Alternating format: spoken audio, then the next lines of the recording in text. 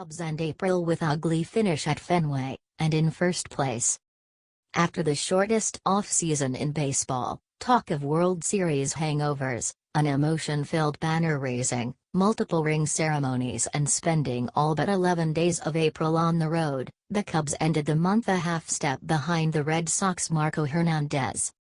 Actually, it was reliever Koji Uehara who was beaten to the bag by Hernandez when he was late covering first in the 8th inning Sunday, a play that started a decisive 4-run rally that sent the Cubs to a 6-2 loss at Fenway Park.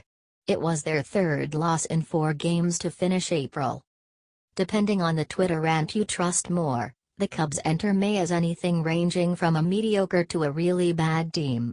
They also reached May in first place in the National League Central.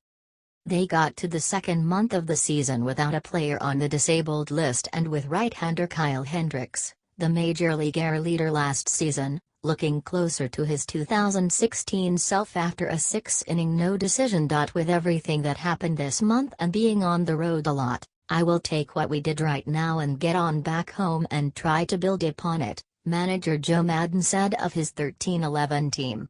There's not a negative to be found for me.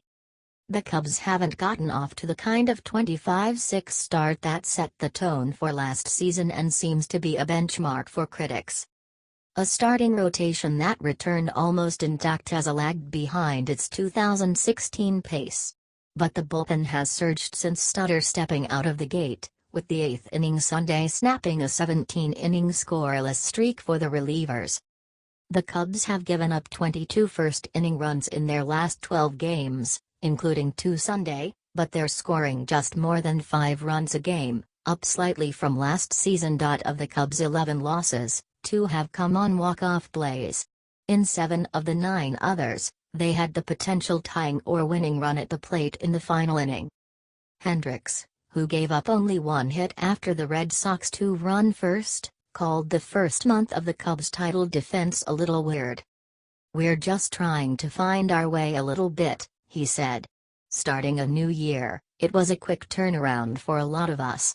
Everybody's just trying to find their spot. That's what the first month is usually for. We came out so hot out of the gates last year, but that was just kind of a special phenomenon.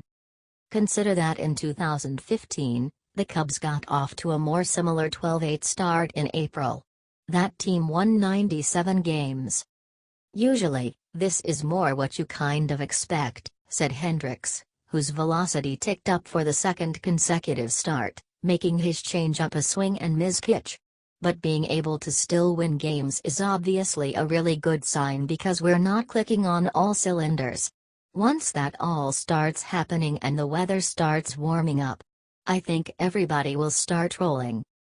Hendricks kept the game close enough to allow the Cubs to tie the score on Kris Bryant's second home run of the series in the 5th and John Jay's sprint home from second on a wild pitch catcher Christian Vasquez lost track of in the 7th.